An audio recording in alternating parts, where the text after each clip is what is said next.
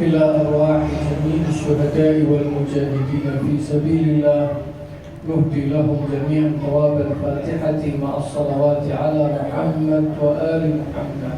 اللهم صل على محمد وآل محمد. اللهم صل على محمد وآل محمد. اللهم صل على محمد وآل محمد وعجل فرجهم.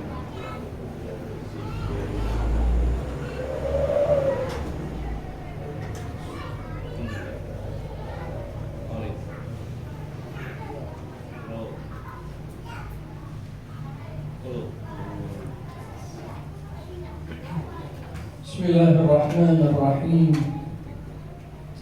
والحمد لله رب الشهداء والمجاهدين،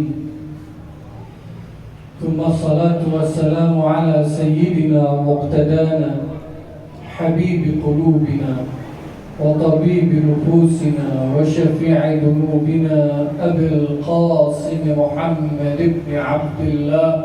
اللهم صل على محمد وآل محمد وعجل فرج آل محمد وآله الطاهرين وصحبه المنتجبين وعلى جميع الأنبياء والمرسلين. السلام عليك يا سيدي ويا مولاي يا أبا عبد الله يا ابن رسول الله، وعلى الأرواح التي حلت بفنائك. عليكم مني جميعا سلام الله أبدا ما بقيت، وبقي الليل والنهار، ولا جعله الله آخر العهد مني بزيارتكم. السلام على الحسين وعلى علي بن الحسين وعلى أولاد الحسين وعلى أصحاب الحسين.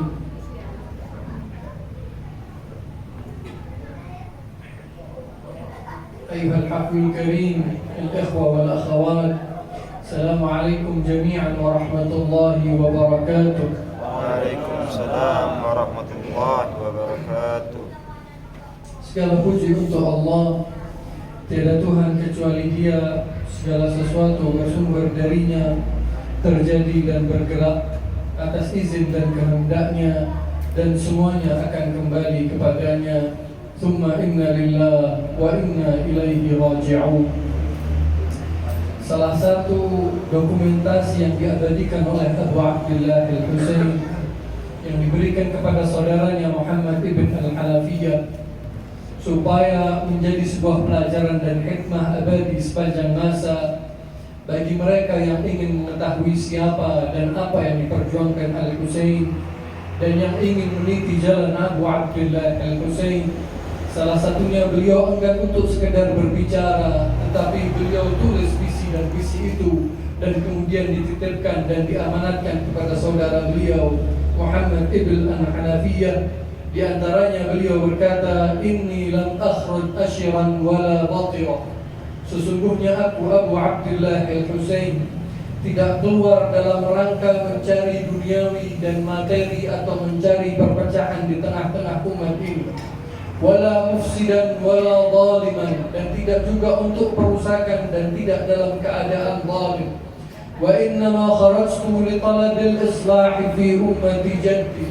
Aku keluar, yang aku cari adalah memperbaiki islah dalam umat kakekku Rasulullah sallallahu alaihi wa alihi. Uridu an amura bil ma'ruf, yang aku inginkan adalah amura bil ma'ruf, memerintahkan yang ma'ruf, wa anha anil munkar, mencegah yang munkar, wa asira bi sirati jaddi wa abi, dan aku berjalan dan bergerak ini sesuai dengan perjalanan dan sepak terjang sejarah jaddi wa abi, datukku dan ayahku Ali bin Abi Thalib alaihi wassalam. Pelajaran Al-Husain adalah beliau yang dikatakan oleh Rasulullah sallallahu alaihi wa alihi Husainun minni wa ana min Husain. Rasul yang mengatakan untuk Zahra Fatimah bad'atun minni, Fatimah adalah sepenggal dariku, bagian dari Rasulullah, satu jiwa dengan Rasulullah, satu hal yang tidak terpisahkan dari Rasulullah. Cuman untuk Al-Husain beliau mengatakan, Husainun minni wa ana min Husain. Husain dariku dan aku dari Husain. Ternyata beliau ketika mengenalkan kepada umat, dan siapapun yang ingin mengenal beliau, ketika beliau keluar, ketika beliau berjuang, ketika beliau berjalan, faman qabilani biqabulil haq fallahu awla bil haq, yang menerimaku dengan penerimaan yang baik, maka Allah lah yang akan menerimanya. Artinya, aku hanya cuma menjalankan taklifku, aku hanya cuma menjalankan tanggung jawabku dan kewajibanku. Apabila yang ada menerimaku, maka sesungguhnya ia menerima ketentuan Allah dan tanggung jawab yang diberikan Allah kepada umat manusia. Artinya, beliau tidak mengatakan mutlak bahwa semua yang aku perjuangkan ini adalah hak. Yang melihat itu hak, maka silahkan berjalan bersamaku. Dan yang tidak menerima itu, faman radda alayya asbir hatta yaqdi Allahu baini wa bainal qaumi bil haq wa huwa khairul hakimin. Yang menolakku, maka aku tidak marah, karena semuanya hanya Allah yang akan membalas. Maka aku sabar, karena Allah sebaik-baik yang memberikan hukuman dan balasan. Artinya semuanya, walaupun beliau hak, maksum, terjaga, tidak pernah keluar kecuali semuanya adalah pangkat risalah, ma'adinul ilm wa ahlu baitil wahyi wa mukhtalaful malaika. Pelajaran beliau adalah, aku hanya menjalankan perintah. Yang kemudian menerima perintah itu, maka Allah lah segala al-haq, segala kebenaran sumbernya dari sana. Yang tidak melihat semacam itu, mari kita berdiskusi. Sehingga seluruh para imam, seluruh para nabi, seluruh para wali utusan Allah, rasul-rasul Allah, mereka tugas mereka hanya cuma menyampaikan. Wa ma 'ala rasuli illa al-balagh. Tidak mengatakan bahwa semua mutlak ini harus benar. Yang mungkin menerima silahkan, yang tidak menerima silahkan. Bahkan Rasul ketika berdiskusi dengan kaum kufar, musyrikin, penyembah berhala, kata Rasulullah tidak berbicara kecuali wahyu, semuanya maksum. Tetapi ketika mengajak mereka berbicara dan berdiskusi, kata Rasul, wa inna awliyakum la ala hudan au fi dhalalin mubin. Salah satu dari kita, imma dia mendapatkan hidayah atau dalam kesesatan yang nyata. Rasul yang begitu tinggi turun untuk kemudian mengajak mereka bicara sesuai dengan kemampuan akal dan nalar dan otak mereka masing-masing. Inna ma'asyiral anbiya umirna an nukalliman nas ala qadri uqulihim. Kita semua para nabi ini, rasul semuanya, ketika mengajak bicara, ketika mengundang dan mengajak semua manusia untuk sampai kepada Allah, kesempurnaan mereka, kita mengajak bicara mereka sesuai dengan kemampuan dan nalar mereka masing-masing. Sehingga tugas mereka hanya cuma mengenalkan dan mengajak kepada Allah. Yang menerima fallahu aula bil haq, sumber segala kebenaran adalah Allah. Dan yang kemudian tidak menerima, belum menerima, maka asbir, sabar, dan nanti Allah akan menentukan perkaranya. Sehingga Allah dalam surat Ali Imran, Al-Quran mengatakan semacam ini, wa ma kana li basharin ayyu'tiyahullahu al-kitaba wal hukma wan nubuwwah. Tidak mungkin ada satu manusia yang kemudian Allah berikan kepadanya kitab dan hikmah dan kenabian, kemudian orang itu mengatakan tsumma yaqulu linnas kunu ibadan li min dunillah. Kemudian orang yang diberikan kitab, wahyu dan hikmah dan ilmu dan kemaksuman itu mengatakan kepada manusia, kunu ibadan li, jadilah kalian hamba-hambaku. Tidak, tetapi walakin kunu rabbaniyin, jadilah kalian dengan ilmu yang aku berikan, wahyu yang aku sampaikan, jadilah kalian orang-orang yang mengenal Allah. Rabbaniyin bima kuntum tu'allimunal kitab wa bima kuntum tadrusun. Hanya cuma mengenalkan mereka, mengajak mereka, berdakwah kepada mereka untuk digandeng dan disampaikan kepada Allah. Mereka tidak meminta kepada kita untuk kita menyembah mereka. Bahkan Imam Ali itu ketika sampai satu daerah, ketika menyambut Imam Ali, mereka ada beberapa yang bersujud dan menghamba kepada Imam Ali. Kata Imam Ali, bukan semacam ini. Yang penting kalian taat dan mengindahkan apa yang kita sampaikan, maka kalian sampai kepada Allah. Tidak perlu menyembah kepada kita, tidak perlu menuhankan kita, hanya cuman sami'na wa ata'na, selesai. Sehingga masalah yang terjadi nanti dari mulai Amirul Mukminin, kemudian kepada putranya Al-Hasan, dan kemudian sampai ke Karbala Imam Husain adalah yang dijelaskan oleh beliau Amirul Mukminin ketika beliau berkata, uridukum lillah, aku ingin menginginkan dari kalian semua untuk aku bisa menggandeng kalian, membawa kalian, mengangkat kalian untuk sampai kepada Allah. Uridukum lillah, semua sampai kepada Allah. Tapi masalahnya, tapi kalian memungkinkan aku ini, para imam suci Ahlul Bait, turidunani li anfusikum, kalian menginginkan kami untuk diri-diri maslahat dan kehidupan dunia di kalian sendiri. Sehingga Al-Husain ketika menjelaskan di balik semua problem Karbala dan Asyura ini, Anas habibud dunya, manusia ini hamba-hamba dunia, wadin lahaqun ala alsinatihim, agama ini hanya sesuatu yang manis sedikit yang ada di mulut mereka. Yahudunahu ma darrat ma'ajishuhum, kalau masih memberikan manis, rasa manis, memberikan maslahat duniawi, maka ia terus akan ambil agama itu. Fa'idha muhisu bil bala, kalau sudah agama itu tidak lagi memberikan kebaikan, kontribusi duniawi, qallad dayyanu, semua akan berlepas dari agama. Maka kita temukan para musuh Nabi, para musuh wali, para musuh imam. Kalau kita lihat Muawiyah, apa yang dikatakan Muawiyah? Kalau begini para imam suci Ahlul Bait, para anbiya, para mursalin, para wali, coba kita lihat masalahnya apa Muawiyah?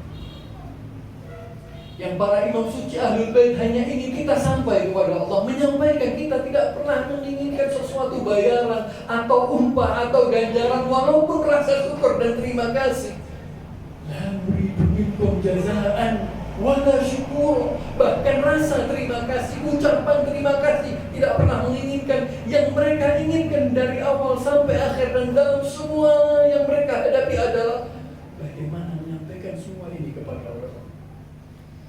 Muawiyah, pernah Muawiyah ini dalam salah satu khutbah Jumatnya di hadapan seluruh kaum muslimin menjelaskan ada apa masalah Muawiyah dengan Amirul Mukminin, rivalitasnya dengan Ahlul Bait, dengan Imam Hasan, dengan Imam Husain, dengan ayahnya Ali bin Abi Thalib.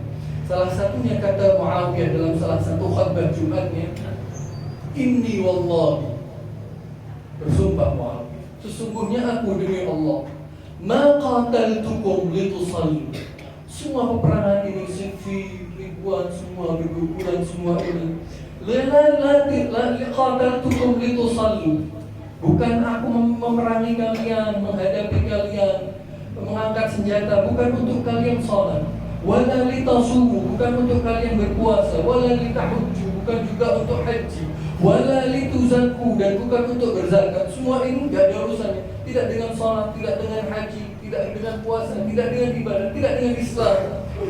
Wa innakum lataf'aluna dzalik, karena walaupun tanpa aku perangi, kalian pasti melakukan hal itu. Ibadah semua ini kalian lakukan. Innama qataltukum, aku memerangi kalian ini dari awal sampai akhir. Kenapa? Li'ata amara alaikum, aku ingin menguasai kalian, menjadi pemimpin kalian, menjadi penguasa bagi seluruh kekayaan dan kemakmuran dan waqad a'tani Allahu dzalik. Sekarang Allah telah memberikan kepada Quran itu, wa antum karihun, dan kalian enggak. Yazid tidak lama berselang setelah peristiwa Karbala, Yazid dalam sejarah yang sangat populer, sering kita kaji sejarah itu dalam majelis-majelis Al-Husain semacam ini. Kata Yazid, setelah menghalalkan Madinah 3 hari dalam Karbala dan Asyura, itu adalah peperangan dari kubu apa dan bagaimana, melawan kubu apa dan bagaimana. Yazid dalam dibalik semua kesedihan Karbala, revolusi Karbala, Yazid setelah itu menghalalkan Madinah 3 hari, menghalalkan 3 hari apapun yang ingin dilakukan pasukannya, prajuritnya, maka semuanya halal, haram, mubah, halal, haram, tidak ada lagi, semuanya halal. Setelah itu, ketika mereka penduduk Madinah menyerah, beberapa dari mereka ratusan menjadi korban, ratusan dibunuh, kemudian para wanita setelah itu ribuan wanita setelah itu melahirkan tanpa tahu siapa ayah mereka, dan yang tersisa dari seluruh kebobrokan dan kejahatan ini dikumpulkan semuanya oleh para tentara Yazid ketika itu yang menghalalkan Madinah untuk diambil baiat dari mereka. Ketika kemudian mereka penduduk Madinah yang sudah tidak memiliki daya dan upaya lagi, mereka terpaksa untuk berbaiat kepada Yazid. Mereka keluar dengan kemudian memberikan baiatnya. Mereka sebagaimana biasanya memberikan baiat atas nama Allah, tidak diterima. Atas nama Rasulullah, tidak diterima. Atas nama Syaikhain, para khulafa ar-rasyidun, tidak diterima. Kemudian mereka bertanya, bagaimana kita harus berbaiat kepada Yazid putra Muawiyah? Kata mereka, para antek-antek Yazid ini, prajurit Yazid, kalian harus berbaiat kepada Yazid untuk menjadi sebagai budak-budak dari Yazid. Tidak atas nama Allah, tidak atas nama Rasulullah, tidak khulafaur rasyidin, semuanya hanya ingin menjadikan para manusia ini semuanya budak-budak mereka, yang selanjutnya semua kekayaan mereka, kesejahteraan mereka, kehormatan mereka, kemuliaan mereka, dan semuanya adalah milik para penguasa mereka. Fir'aun dalam Al-Quran pun semacam itu. Al-Quran menitipkan, Ma alimtu lakum min ilahin ghairi ana rabbukumul a'la. Aku Tuhan kalian, tidak ada Tuhan bagi kalian kecuali aku. Sehingga salah satu keagungan Rasul Abu Abdillah Husain Masalat ala Muhammad wa alihi. Allahumma salli ala Muhammad wa ali Muhammad.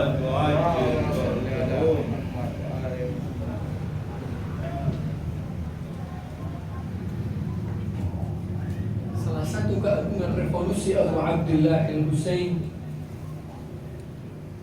ketika menghadapi semua itu, tantangan rintangan besar semacam ini, salah satu pelajaran yang sangat indah adalah kebenaran itu tidak perlu mengalahkan kebatilan untuk membasmi kebatilan.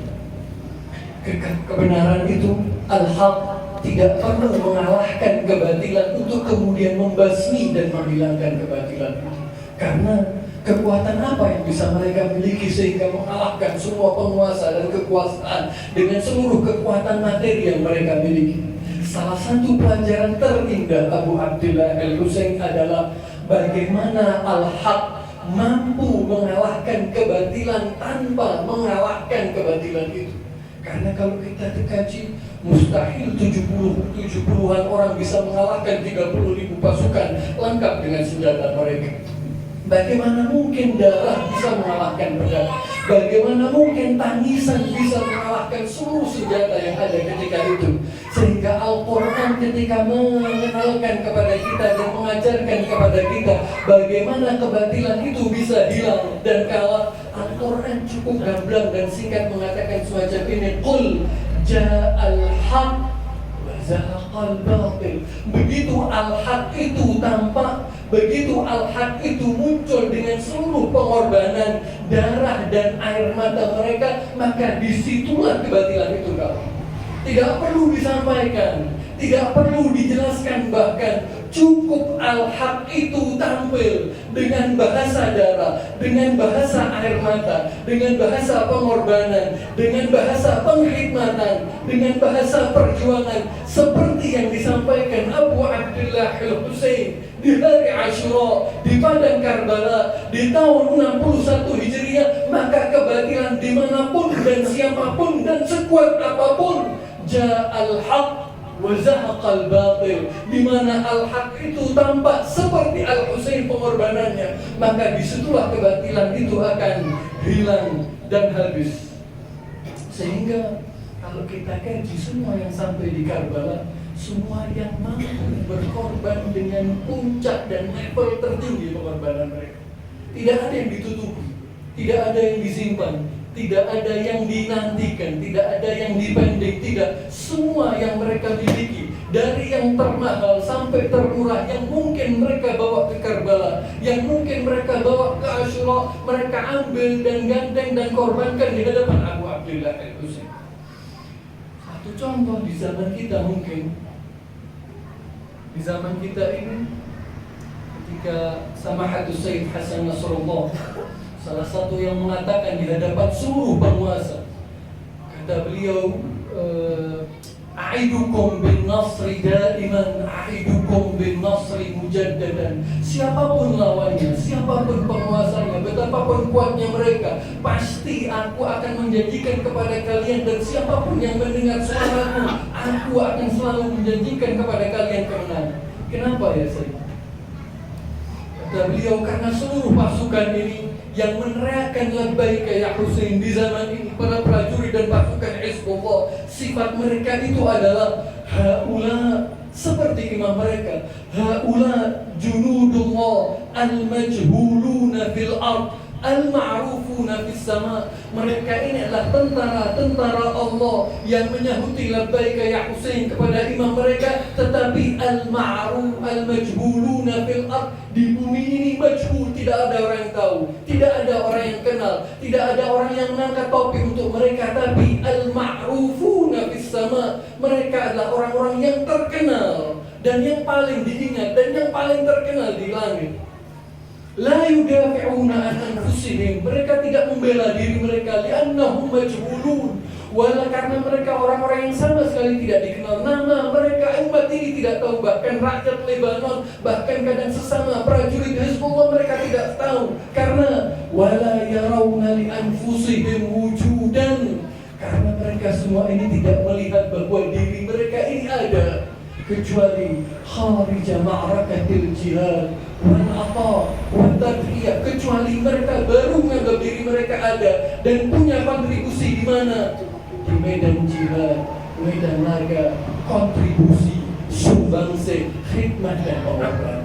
Sehingga ketika mereka mengatakan bahwa kita semuanya berkorban untuk Sayyid Nasrullah, kata Syekh Hasan Nasrullah dalam live-nya langsung didengarkan oleh seluruh dunia, ketika itu kata beliau, hal-hal semacam ini adalah tawadhu kalian, akhlak kalian kepadaku. Tapi semua mengetahui, dari prajurit terkecil Hizbullah sampai korban dan komandan tertinggi Hizbullah, bahwa inna Sayyid Hasan wa ruhahu wa nafsahu wa awladahu wa amwalahu fida'un lahu. Kalian semuanya mengetahui bahwa Sayyid Hasan Al-Faqih yang berbicara, kata Sayyid Hasan, dirinya, jiwanya, keluarganya, hartanya, dan semua yang dimiliki adalah korban bagi kalian, tebusan bagi kalian. Ada salah seorang wartawan Lebanon, supaya kita tahu, cukup kita tampilkan pengorbanan selevel Abu Abdillah, maka semua kebatilan akan habis. Ada salah seorang pers wartawan Lebanon, Salim Zahran namanya. Orang itu pernah mengatakan semacam ini, lan atashayya, lam atashayya, walan atashayya, wala hajata li atashayya, wala hajata li atashayya. Aku ini tidak Syiah, kata orang itu, dan tidak akan menjadi Syiah, dan aku tidak butuh untuk menjadi Syiah. Seorang wartawan pernah mengatakan, berkomentar dan berstatement semacam ini. Cuman beliau juga pernah mengatakan untuk Syekh Hasan Nasrullah semacam ini. Kita tidak pernah membayangkan nanti datang satu hari matahari terbit di pagi hari, tapi di hari itu kita tidak menemukan Syekh Nasrullah. Orang yang mewawancara interview dia bertanya, kenapa? Karena pasti dunia ini akan habis dan berhenti. Kenapa semacam itu? Apa alasannya? Seorang yang mengatakan aku tidak akan Syiah, tidak dan tidak butuh Syiah, dan aku bukan Syiah. Tapi untuk Syekh Hasan Nasrullah yang paling aku takutkan, nanti yang satu hari matahari terbit, kita tidak menemukan Syekh Nasrullah. Ditanya kenapa? Karena pasti dunia ini berhenti. Ditanya lagi kenapa? Karena di saat para pemimpin dan para kepala dan para elit politik negara ini, Lebanon maksudnya, mengirim putra-putra mereka dengan keamanan dan fasilitas super aman dan nyaman, untuk kemudian melanjutkan studi dan pembelajaran mereka di luar negeri, di barat, di Eropa dan semuanya, demi untuk mengeruk nanti kesejahteraan dan kemakmuran rakyat dan uang rakyat ketika nanti mereka kembali. Kita lihat Sayyid Nasrullah, hanya cuma beliau yang mengirim putranya di garis jihad terdepan untuk membela bangsa dan rakyat Lebanon, apapun agama mereka dan keyakinan mereka dan akidah mereka. Dan disitulah beliau berkata, Sayyid Nasrullah berkata, ketika mendengar kesahidan putra beliau, syahadatus syahid hadi, kata Hasan Nasrullah, kesyahidannya syahid Hadi putra beliau, namanya Hadi, hiya unwan, adalah sebuah tema besar, annana fi qiyadati Hizbillah, bahwa kita dalam elit dan para jajaran pemimpin Hizbullah, la nuwaffir auladana lil mustaqbal, kita tidak menyimpan anak-anak kita untuk masa depan mereka yang lebih baik. Nafkhar bi auladina, kita bangga dengan putra-putra kita. Indama yadhabuna ila al-khututil amamiyah, ketika mereka maju di garis terdepan. Wa narfa' ru'usana, kita bisa mengangkat dan mendongakkan kepala kita. Bi auladina, dengan berkat putra-putra kita. Indama yasqutuna syuhada, ketika mereka gugur menjadi syuhada di jalan Abi Abdullah Al-Husain. Sehingga menurut Al-Quran, yang selalu menang adalah orang-orang yang punya semangat juang dan pengorbanan semacam ini, yang tanpa batas, yang semuanya diberikan lalu. Tanalul birra hatta tunfiqu mimma tuhibbun. Al-Quran mengatakan walladzina tabawwa'ud dara wal iman, orang-orang yang membangun kehidupan rumah tangganya dengan keimanan. Yuhibbuna man hajara ilaihim, dan kemudian mengajarkan di dalam rumah tangga itu cinta kepada semua manusia, siapapun mereka dan apapun keyakinannya. Wala yajiduna fi sudurihim hajatan mimma utu, dan tidak butuh dengan apa kenikmatan yang ada pada tetangganya dan manusia sekelilingnya. Wa yu'thiruna ala anfusihim walau kana bihim khasasa, mampu berkorban walaupun ia menjadi orang yang membutuhkan sesuatu itu. Wa may yuqashuha nafsihi, yang kemudian tidak memiliki rasa kikir, bakhil dan pelit, faulaika humul muflihun, mereka lah adalah orang-orang yang menang dan sukses. Sehingga Ahlul Bait dari awal sekali, dari awal ajaran dakwah Islam, selalu mereka berkorban dan berjuang dan tanpa batas. Kalau kita lihat di Syekh Abu Thalib, ketika mereka diasingkan, diisolir, diacuhkan dari Makkah, ketika itu mereka harus di Syekh Abu Thalib 3 tahun lamanya. Tidak ada yang boleh datang kepada mereka, tidak ada yang boleh bertransaksi, tidak ada yang boleh yang berbicara kepada mereka. 3 tahun lamanya di Syekh Abi Thalib mereka harus makan dedaunan. Tetapi setiap malam Abu Thalib mengajarkan kepada putranya Ali bin Abi Thalib Amirul Mukminin, ketika semuanya telah larut dalam tidurnya, dibangunkan Ali bin Abi Thalib untuk kemudian menempati tempat yang ditempati Rasulullah. Terus macam itu selama 3 tahun dalam keadaan yang sangat sulit semacam ini, sampai di Lailatul Hijrah, malam hijrah Nabi ke Madinah, ketika Nabi meminta kepada Ali bin Abi Thalib untuk tidur di ranjang dan pembaringan beliau, spontan yang selalu dididik dari kecil di dalam rumahnya, di rumah tangganya, untuk selalu berkorban untuk Rasulullah, untuk keluarga Rasulullah, untuk dakwah risalah dan ajaran Islam ini.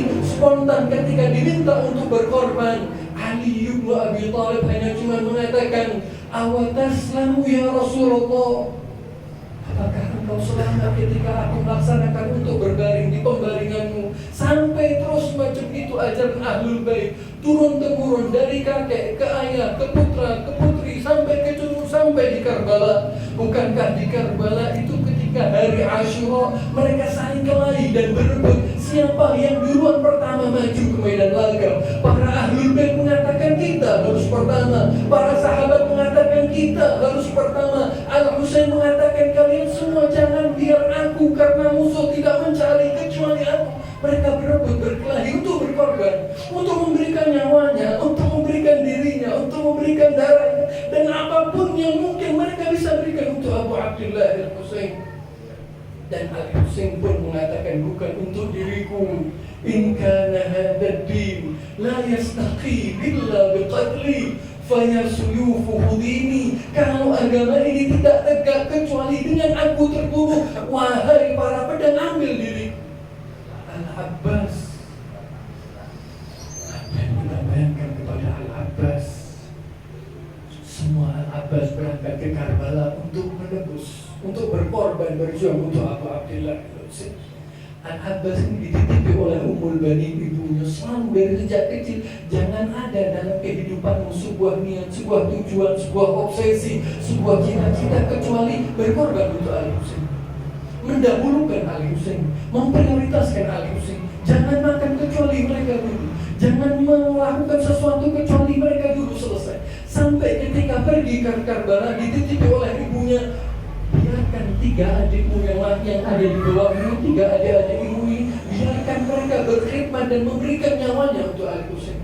Sehingga sejarah mencatat sebelum 3 adiknya gugur, adik-adik Abul Fadl Abbas, Abdullah, Ja'far, wa Uthman, sebelum mereka syahid, selalu Al-Abbas selalu bergetar. Ketika mereka syahid, baru ia bisa tenang dan kemudian mengambilkan airnya untuk Abu Abdillah Al-Husain dan kafilah Al-Ahlul Bait dan para wanita yang ada bersama Al-Husain. Tetapi tahukah kita, sampai Abu Fadl Abbas di hadapan air, beliau mengatakan syair yang sangat populer yang sering kita baca di majelis-majelis macam ini, ya nafsu min ba'dil Husaini muni. Wahai diri ini, siapa engkau di hadapan Al-Husain? Wa ba'dahu la kunti lam takun. Di hadapan Al-Husain engkau tidak boleh ada, tidak boleh wujud, tidak punya eksistensi. Ustadz ayat, hada Husainun waridul ma'mun waridul manun. Al-Husain sedang diambang kematian, wa tashrabina baridul ma'in. Sedangkan engkau ingin meminum air yang segar. Ketika dibawa air itu pada Al-Abbas dalam gerbangnya, mereka memotongkan tangan kanan Al-Abbas. Justru ketika dipotong, Al-Abbas justru tambah bersemangat karena ada sesuatu yang telah dikorbankan untuk Al-Husain. Mereka memotong tangan kirinya, justru tambah bersemangat, lari dan tambah gembira karena ada sesuatu yang disampaikan, yang dikorbankan, diperjuangkan kepada Al-Husain. Semua ketika melihat semacam ini musuh, mereka memahami bahwa orang ini yang sedang berjalan mengambilkan air untuk Al-Husain tidak ada dalam jiwanya, tidak ada dalam pikirannya, dalam hatinya, dalam apa yang terputar di kepalanya kecuali Al-Husain. Maka targetlah kirbah dan air yang dia bawa. Spontan ketika kirbah itu pecah dan tumpah air itu tidak mampu menyampaikan sesuatu untuk Al-Husain, baru Abbas tidak lagi seakan-akan gak mampu berjalan dan gak mampu untuk menghadap kepada Abu Abdillah Al-Husain. Dan begitulah ibunya ketika kabar kesyahidan Al-Husain datang, yang memberikan kabar itu mengatakan kepada ibunya, sesungguhnya putramu telah wafat. Kata ibunya, bagaimana tentang Al-Husain? Putramu pertama wafat, bagaimana tentang Al-Husain? Yang kedua wafat, cuma aku tidak bertanya kepadamu tentang putraku. Yang aku tanyakan hanya cuma Al-Husain, bagaimana kabarnya? Sebuah pengorbanan yang turun-temurun, yang kemudian tanpa batas, yang bercampur dengan cinta dan air mata dan kesabaran, yang mampu apabila ditampilkan, yang mampu apabila dimaksimalkan. Maka yang ada adalah ja'al haq wa zahaqal batil. Ketika al-haq yang penuh pengorbanan itu tampil, maka batil pasti akan habis dan selesai. Sehingga kita sebelum kita akhiri, kita dalam kehidupan keseharian kita, karena kita dididik untuk semacam ini, untuk bagaimana kita bisa berkontribusi dan berjuang dan bisa memberikan sedikit kepada yang lain. Dalam doa, kalau kita ambil contoh, diriwayatkan dari beberapa periwayat a'immah Ahlul Bait, dikatakan awsyaku da'watin wa asra'u ijabah du'aul mar'i li akhihi bi dhahril ghaib. Doa yang paling cepat diijabah itu adalah doa seorang mukmin untuk saudaranya mukmin yang lain fi dhahril ghaib. Sedangkan mukmin yang lain yang didoakan itu tidak tahu. Bagaimana kita diajarkan untuk kita punya pengorbanan kepada yang lain, punya kontribusi kepada yang lain, punya sesuatu yang kita berikan pada yang lain, walaupun yang lain yang kita berikan sesuatu itu tidak tahu bahwa itu dari kita. Dalam riwayat yang lain, wa yastajibul ladzina amanu wa amilus shalihat wa yaziduhum min fadlih huwal mu'min yad'u li akhihi bi dhahril ghaib fayaqulu lahul malak. Kalau ada seorang mukmin yang mendoakan mukmin yang lainnya dengan diri dia sendiri kepada Allah, tidak ada yang mengetahui, di dalam gelapnya malam, dalam salat tahajudnya, maka malaikat akan turun dan mengatakan kepadanya amin, yang mengamini malaikat. Wa yaqulullahul azizul jabbar, dan Allah yang maha besar dan maha mulia itu akan mengatakan kepadanya walaka mithlu ma sa'al, dan kepadamu seperti apa yang engkau minta untuk saudaramu sesama mukmin. Waqad a'taita ma sa'alta bihubbika iya, dan pasti engkau akan diberikan apa yang kamu minta. Kenapa? Karena kesolehanmu bukan, karena ibadahmu bukan, ibadah malammu bukan, karena bihubbika iya, karena kecintaanmu kepada saudara-saudaramu sesama mukmin. Dalam perdagangan bahkan tidak ada dari kita kecuali setiap hari kita berdagang, mencari nafkah dan mencari kehidupan yang halal. Dalam perdagangan itu kalau kita lihat sunnah-sunnah yang ada dalam bidang ekonomi, perdagangan dan perniagaan semacam ini, disunahkan untuk yang menjual sesuatu untuk melebihkan sesuatu yang dia jual kepada pembeli. Kalau kita mungkin menjual 1 kilo sesuatu, maka penjual itu disunahkan untuk memberikan lebih sedikit dari 1 kilo itu. Tetapi sebaliknya yang pembeli disunahkan untuk sedikit mengurangi dari 1 kilo itu ketika ia mengambil dagangannya, supaya ruh dan spirit pengorbanan dan perjuangan itu walaupun dalam level-level yang sangat rendah, sedikit dan minimal, bisa ada, tampil dan terwujud dalam 24 jam kehidupan kita sehari-hari, untuk bisa memberikan perjuangan, kontribusi dan kebaikan bagi saudara kita yang lain sesama mukmin. Al-Husain, salah satu doa beliau pernah mengatakan semacam ini di detik-detik akhir beliau. Bukankah beliau yang mengatakan ar-radita ya Allah, ya Allah, apa saja dikorbankan oleh Al-Husain, semuanya dikorbankan, darah, air mata, para wanita, keluarga, anak kecil, harta, semua yang mungkin dibawa Al-Husain di Karbala dan yang bisa dibawa beliau, semuanya dibawa.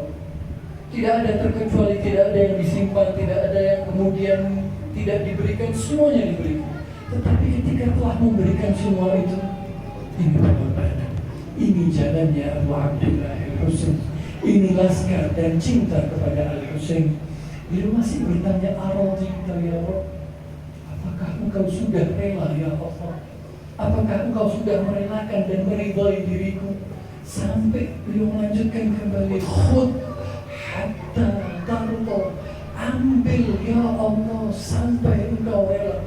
Beliau tidak mengatakan khud al-qurban, beliau tidak mengatakan khud minni, khud dariku, artinya semua pengorbanan itu di hadapan mata Al-Husain tidak ada, kosong, sedikit pun, semua dikorbankan, tapi tidak mengatakan khud minni, tidak, hatta dirinya tidak ada, pengorbanannya tidak ada, masih bertanya dan masih meminta, ya Allah ambil terus sampai engkau rela.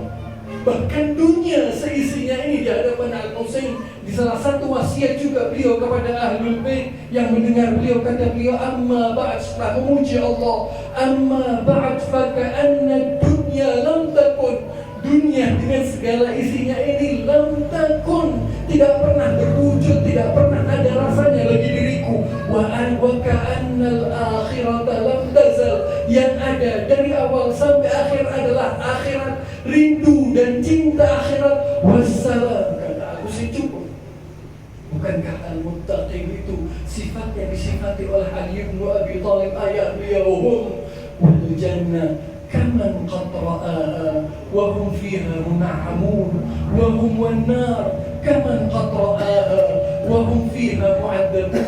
Mereka ini para orang-orang bertakwa, apalagi Abu Abdullah Al-Husain, orang-orang bertakwa biasa ini kehidupan kehidupan mereka, ketakwaan mereka itu seperti mereka melihat mereka di dunia, dalam kehidupan kesehariannya di dalam dunianya, mereka itu melihat surga dan seakan-akan mereka merasakan kenikmatannya walaupun mereka masih di dunia, dan mereka seakan-akan melihat neraka dan merasakan panasnya api neraka walaupun mereka masih ada dalam kehidupan dunia. Wa ka'anna dunya lam takun, dunia gak pernah ada isinya, substansinya dan rasanya bagi Al-Husain. Semuanya dari awal sampai akhir adalah akhirat, cinta dan rindu akhirat. Wassalam, kata beliau salawatullah wassalamu alaihi.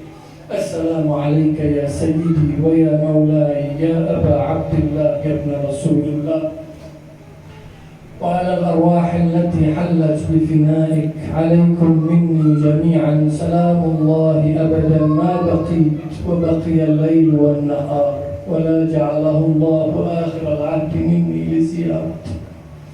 السلام على الحسين وعلى علي بن الحسين وعلى أولاد الحسين وعلى أصحاب الحسين، ثم السلام عليكم جميعا ورحمة الله وبركاته.